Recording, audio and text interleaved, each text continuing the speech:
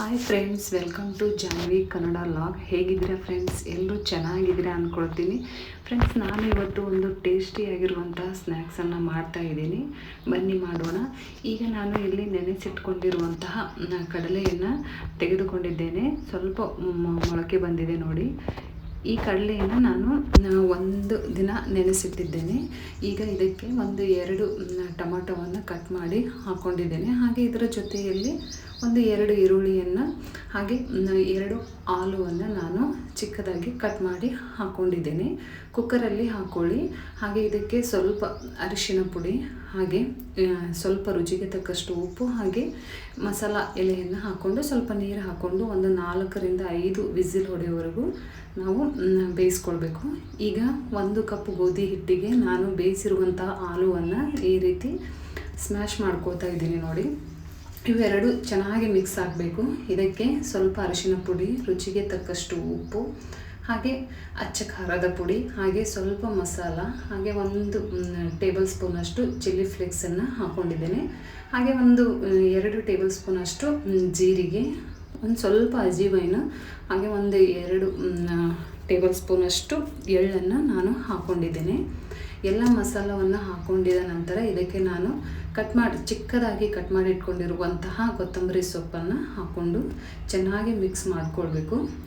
ಗೋಧಿ ಹಿಟ್ಟು ಮತ್ತು ಆಲೂ ಎರಡೂ ಚೆನ್ನಾಗಿ ಮಿಕ್ಸ್ ಮಾಡಿಕೊಂಡ ನಂತರ ಇದಕ್ಕೆ ನಾವು ಸ್ವಲ್ಪ ನೀರನ್ನು ಹಾಕ್ಕೊಂಡು ಇದನ್ನು ನಾನು ಮಿಕ್ಸ್ ಮಾಡ್ಕೊಳ್ತಾ ಇದ್ದೀನಿ ನೋಡಿ. ಒಮ್ಮೆಲೆ ನೀರು ಹಾಕ್ಕೋಬೇಡಿ, ಯಾಕಂದರೆ ಫುಲ್ ಇದು ಆಗಿಬಿಡುತ್ತೆ. ಅದಕ್ಕಾಗಿ ಸ್ವಲ್ಪ ನೀರನ್ನು ಹಾಕ್ಕೊಂಡು ನಾವು ಇದನ್ನು ಈ ರೀತಿ ನಾದಿಕೊಳ್ಬೇಕು. ತುಂಬಾ ಟೇಸ್ಟಿಯಾಗಿ ಬರುತ್ತೆ ಫ್ರೆಂಡ್ಸ್, ತುಂಬಾ ರುಚಿಯಾಗಿ ಬರುತ್ತೆ. ನೀವು ಮಾಡಿ ನೋಡಿ. ಎಲ್ರಿಗೂ ಮನೆಯಲ್ಲಿ ತುಂಬಾ ಇಷ್ಟಪಡ್ತಾರೆ. ದಿನಾಲು ಅದೇ ನಾರ್ಮಲ್ ಸ್ನ್ಯಾಕ್ಸನ್ನು ತಿಂದು ಬೇಜಾರಾಗಿರುತ್ತೆ ಅಲ್ಲ, ಆವಾಗ ನೀವು ಇದನ್ನು ಮಾಡ್ಬೋದು. ಆ ಕಡೆ ವಿಸಿಲ್ ಹೊಡಿತಾ ಇದೆ, ಸೀಟಿ ಹೊಡಿತಾ ಇದೆಯಲ್ಲ, ಅಷ್ಟೊತ್ತಿಗೆ ನಾವು ಇದನ್ನು ನಾದಿಕೊಂಡು ಒಂದು 10 ರಿಂದ 15 ನಿಮಿಷದವರೆಗೆ ಇದನ್ನು ನಾವು ನೆನೆಯೋಕ್ಕೆ ಇಡಬೇಕು. ಸ್ವಲ್ಪ ಕೈಗೆ ನಾವು ಅಡಿಗೆ ಎಣ್ಣೆಯನ್ನು ಹಚ್ಕೊಂಡು ಚೆನ್ನಾಗಿ ನಾದ್ಕೊಳ್ಬೇಕು. ನಾದಿದ ನಂತರ ಇದನ್ನು ಒಂದು ರೆಸ್ಟಿಗೆ ನಾವು ಒಂದು 10 ರಿಂದ 15 ನಿಮಿಷದವರೆಗೆ ಬಿಡಬೇಕು. ನಂತರ ಇದನ್ನು ನಾವು ಒಂದು ಚಪಾತಿ ಹದಕ್ಕೆ ಉಳ್ಳೆಯನ್ನು ಮಾಡಿಕೊಂಡು ಚೆನ್ನಾಗಿ ಲಟ್ಟಿಸ್ಕೊಳ್ಬೇಕು. ತುಂಬ ತೆಳುವಾಗಿ ಲಟ್ಟಿಸ್ಕೊಳ್ಬೇಡಿ, ಯಾಕಂದರೆ ಪೂರಿ ಚೆನ್ನಾಗಿ ಬರೋದಿಲ್ಲ ನೋಡಿ. ಈ ರೀತಿ ಚೆನ್ನಾಗಿ ಲಟ್ಟಿಸ್ಕೊಂಡ ನಂತರ ನಾವು ಪೂರಿ ಅಂದರೆ ಪಾನಿಪುರಿ ಇರ್ತದಲ್ಲ, ಆ ಸೈಜಲ್ಲಿ ನಾವು ಏನಾದರೂ ಬಟ್ಟಲನ್ನು ತಗೊಂಡು ಈ ರೀತಿ ನಾವು ಅದನ್ನು ಯಾವ ಶೇಪಿಗೆ ನಮಗೆ ಯಾವ ಶೇಪ್ ಬೇಕೋ ಆ ಶೇಪಲ್ಲಿ ನಾವು ಮಾಡ್ಕೊಳ್ಬೋದು. ಈಗ ನಾವು ಗ್ಯಾಸ್ ಮೇಲೆ ಒಂದು ಕಡಾಯಿಯನ್ನು ಇಟ್ಟಿದ್ದೇನೆ. ಎಣ್ಣೆ ಚೆನ್ನಾಗಿ ಕಾದಿದ ನಂತರ ನಾವು ಈ ಸ್ಮಾಲ್ ಪೂರಿಗಳನ್ನು ನಾವು ಇದಕ್ಕೆ ಹಾಕ್ಕೊಳ್ಬೇಕು. ಗ್ಯಾಸನ್ನು ಮೀಡಿಯಮ್ ಫ್ಲೇಮಲ್ಲಿ ಇಟ್ಕೊಳ್ಳಿ. ಆವಾಗ ಪೂರಿ ತುಂಬ ಕ್ರಿಸ್ಪಿಯಾಗಿ ಚೆನ್ನಾಗಿ ಬರುತ್ತೆ. ಹೈ ಫ್ಲೇಮಲ್ಲಿ ಇಟ್ಟರೆ ಫುಲ್ ಬೇಗ ಮೇಲ್ಗಡೆ ಕಪ್ಪಾಗಿ ಬಿಡುತ್ತೆ. ಅದಕ್ಕಾಗಿ ಲೋ ಫ್ಲೇಮಲ್ಲಿ ಇಟ್ಟು ಚೆನ್ನಾಗಿ ನಾವು ಇವನ್ನು ಫ್ರೈ ಮಾಡ್ತಾ ಇರಬೇಕು ನೋಡಿ ಫ್ರೆಂಡ್ಸ್. ಈ ರೀತಿ ಎಷ್ಟು ಚೆನ್ನಾಗಿ ಬರುತ್ತೆ ಇಲ್ಲ, ಒಂದೊಂದಾಗಿ ನಾವು ಈ ರೀತಿ ಅದನ್ನು ಫ್ರೈ ಮಾಡ್ಕೊಳ್ಬೇಕು. ಫುಲ್ ಬ್ರೌನ್ ಕಲರ್ ನೋಡಿ, ಎಷ್ಟು ಚೆನ್ನಾಗಿ ಬಂದಿದೆ ನೋಡಿ.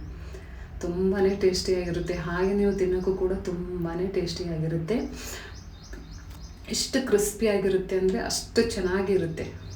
ಮಕ್ಕಳಂತೂ ತುಂಬ ಇಷ್ಟಪಟ್ಟು ಆಟ ಆಡ್ಕೋತಾ ತಿನ್ಬೋದು, ಅಷ್ಟು ಚೆನ್ನಾಗಿರುತ್ತೆ. ಈಗ ನೋಡಿ, ಕಡಲೆ ಮತ್ತು ಆಲೂ ಎಲ್ಲ ಚೆನ್ನಾಗಿ ಬೆಂದಿದೆ. ಈಗ ಟೊಮಾಟೊ ಮೇಲೆ ನಾವು ಸಿಪ್ಪೆಯನ್ನು ತೆಗೆದು ಇದನ್ನು ನಾವು ಬೇಳೆ ಇದು ಮಾಡ್ತೇವಲ್ಲ, ಬೇಳೆ ಸಾಂಬಾರು ಸೌಟಿಯಿಂದ ಈ ರೀತಿ ಸ್ವಲ್ಪ ಸ್ಮ್ಯಾಶ್ ಮಾಡ್ಕೊಳ್ಬೇಕು.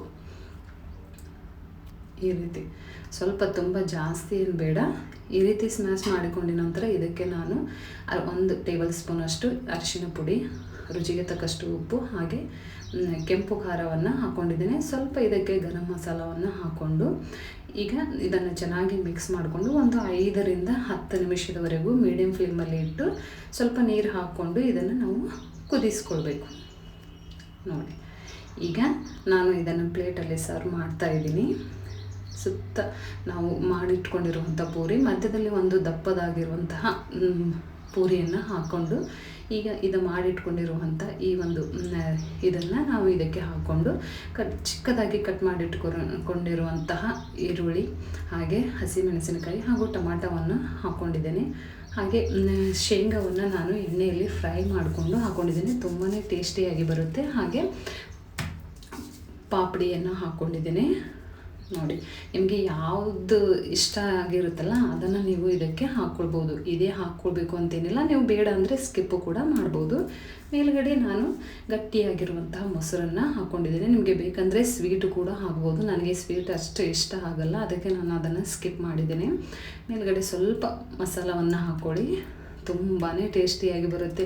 ಮನೆಯಲ್ಲಿ ಎಲ್ಲರೂ ತುಂಬ ಇಷ್ಟಪಟ್ಟು ತಿನ್ನುತ್ತಾರೆ, ತುಂಬಾ ಇಷ್ಟಪಟ್ಟು ತಿಂತಾರೆ. ನಿಮಗೆ ಮೊಸರು ಬೇಡ ಅಂದರೂ ಕೂಡ ನೀವು ಸ್ಕಿಪ್ ಮಾಡ್ಬೋದು. ನಂತರ ಸ್ವಲ್ಪ ಕಟ್ ಮಾಡಿಟ್ಕೊಂಡಿರುವಂಥ ಕೊತ್ತಂಬರಿ ಸೊಪ್ಪನ್ನು ಹಾಕ್ಕೊಳ್ಳಿ. ನೋಡೋಕ್ಕೂ ಕೂಡ ತುಂಬಾ ಚೆನ್ನಾಗಿರುತ್ತೆ, ಹಾಗೆ ತಿನ್ನೋಕ್ಕೂ ಕೂಡ ತುಂಬಾ ಟೇಸ್ಟಿಯಾಗಿರುತ್ತೆ. ಈವ್ನಿಂಗಲ್ಲಿ ಈ ರೆಸಿಪಿಯನ್ನು ಮಾಡಿದರೆ ಎಲ್ಲರೂ ತುಂಬ ಇಷ್ಟಪಟ್ಟು ತಿಂತಾರೆ. ನಮ್ಮ ಮನೆಯಲ್ಲಂತೂ ತುಂಬಾ ಇಷ್ಟಪಟ್ಟು ತಿಂದಿದ್ದಾರೆ. ಹೇಗನ್ನಿಸ್ತು ಫ್ರೆಂಡ್ಸ್? ಈ ನನ್ನ ರೆಸಿಪಿ ನಿಮಗೆ ಇಷ್ಟ ಆದರೆ ಲೈಕ್ ಮಾಡಿ, ಶೇರ್ ಮಾಡಿ, ಕಮೆಂಟ್ ಮಾಡಿ. ಹಾಗೆ ನನ್ನ ಚಾನಲನ್ನು ಸಬ್ಸ್ಕ್ರೈಬ್ ಮಾಡೋದನ್ನು ಮರಿಬೇಡಿ. ನನ್ನ ಇನ್ನೂ ವೆರೈಟಿ ನೀವು ಅಡುಗೆಯನ್ನು ನೋಡಬೇಕಾದರೆ ನನ್ನ ಚಾನಲನ್ನು ಸಬ್ಸ್ಕ್ರೈಬ್ ಮಾಡಿ. ಎಲ್ಲ ಹೊಸ ರೆಸಿಪಿಗಳು ಹಾಗೆ ರುಚಿಕರವಾಗಿರುವಂಥ ಅಡುಗೆ ವಿಡಿಯೋನ ನೀವು ನೋಡ್ಬೋದು. ಓಕೆ ಫ್ರೆಂಡ್ಸ್, ಬಾಯ್.